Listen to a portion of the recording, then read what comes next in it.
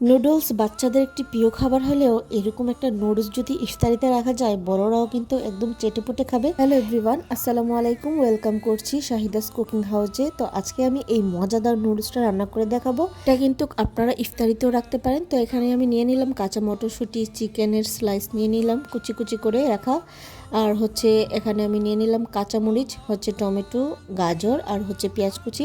তো ব্রোকলিও দিতে পারেন, ব্রোকলিটা দিলেও খেতে বেশ ভালো লাগে। তো এখানে আমি আমার পছন্দ অনুযায়ী নুডলস নিলাম। আপনারা চাইলে লম্বা লম্বা যে নুডলসগুলো ওগুলো নিতে পারেন। তো এখানে হচ্ছে সামান্য পরিমাণ পানি দিয়ে আমি ফুটিয়ে নিব এবং সবজিগুলা। তো এখানে আমি হচ্ছে কাঁচা মটরশুঁটিটা আগে একটু সেদ্ধ করে নিব 70%-এর মতন। তারপর এখানে হচ্ছে নুডলসটা দিয়ে দিব। আপনারা চাইলে যে কাজটা করতে পারেন, আপনারা সরাসরি কিন্তু হচ্ছে নুডলসটা রান্না করতে পারেন। এখানে হচ্ছে আমি নুডলসটা হচ্ছে সিদ্ধ করে নিব প্রায় 80%-এর মতো। তো হচ্ছে সিদ্ধ করে নিলে হচ্ছে ঝরঝরে লাগে আর কি, আমার কাছে খেতে ভালো লাগে। আর আপনারা চাইলে একদমই হচ্ছে নুডলসটা যখন রান্না করবেন তখন সকল উপকরণ দিয়ে জাস্ট নুডলসটা দিয়ে হচ্ছে পানি দিয়ে হচ্ছে রাখবেন, মানে পানি দিয়ে বসিয়ে দিবেন। তো ওটা খেতে একটু আঠালো আঠালো হয়, খেতে আমার বাচ্চারা খুব একটা পছন্দ করে না, তাই আমি হচ্ছে সিদ্ধ করে রান্নাটা করছি। তো এখানে প্যানে দিয়ে দিলাম পরিমাণ মতো তেল, দিয়ে দিলাম পেঁয়াজ কুচি। তো এখন দিয়ে দিব হচ্ছে মরিচ, দিয়ে একটু ফ্রাই করে নেব হালকা পরিমাণে পেঁয়াজটা। যখন সামান্য পরিমাণ ফ্রাই হয়ে যাবে ঠিক সেই মুহূর্তে দিয়ে দিব হচ্ছে আমার চিকেনের যে স্লাইসগুলি সেগুলি কেটে রাখা। তো এখন হচ্ছে একটু মুরগিটা একটু ভেজে নিব।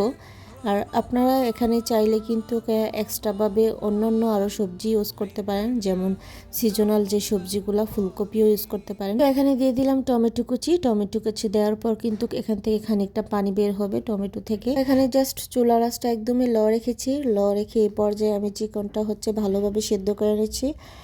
তো হচ্ছে পাতলা পাতলা করে আমি চিকেনের স্লাইসটা করেছি যাতে খুব দ্রুত সিদ্ধ হয়ে যায়। আর ব্রয়লার মুরগি তো এমনিতেই সিদ্ধ হয়ে যায়। তো দেখতেই পারছেন খানিকটা এখানে পানি উঠে গিয়েছে। এখন আমি দিয়ে দিলাম নুডলসের সাথে থাকা যে মশলাটা, ম্যাগি মশলাটা, সেটা আমি দিয়ে দিলাম। তো হচ্ছে এখন আমি দিয়ে দিব গাজর কুচি। তো গাজর কুচিটা কিন্তু আমি প্রায় রান্নার শেষেই ব্যবহার করেছি, মানে যখন একদম সবগুলি সিদ্ধ হয়ে গিয়েছে মশলা, চিকেন সব কিছু। তো গাজরটা হালকা পরিমাণ কাঁচা থাকলে খেতে ভালো লাগে আর কি, তো একদমই সিদ্ধ হয়ে গেলে খেতে ভালো লাগে না। তো যাই হোক, এই পর্যায়ে আমি এখন একটু কড়াইটা, একটু প্যানটা একটু হেলিয়ে দিব।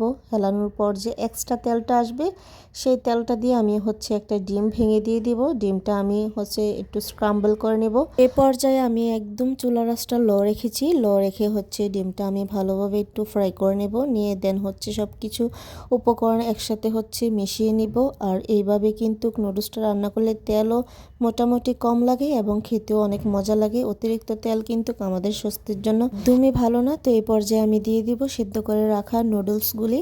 তো এখানে কিন্তু দেখতেই পারছেন কত সুন্দর কালারফুল লাগছে। আর এখানে কিন্তু কাঁচা মটরশুঁটিটা দেওয়ার ফলে কিন্তু খুব লোভনীয় লাগছে। আর আর এই নুডলসের সাথে কিন্তু ব্রোকলি দিলে আরও বেশি টেস্ট হয়। আর এরকম একটা নুডলস কিন্তু আপনারা ইফতারিতে অবশ্যই রাখতে পারেন। আমার বাচ্চাদের পাশাপাশি কিন্তু আমিও মাঝে মাঝে এই নুডলসটা খাওয়া হয়, অনেক পছন্দের আমার।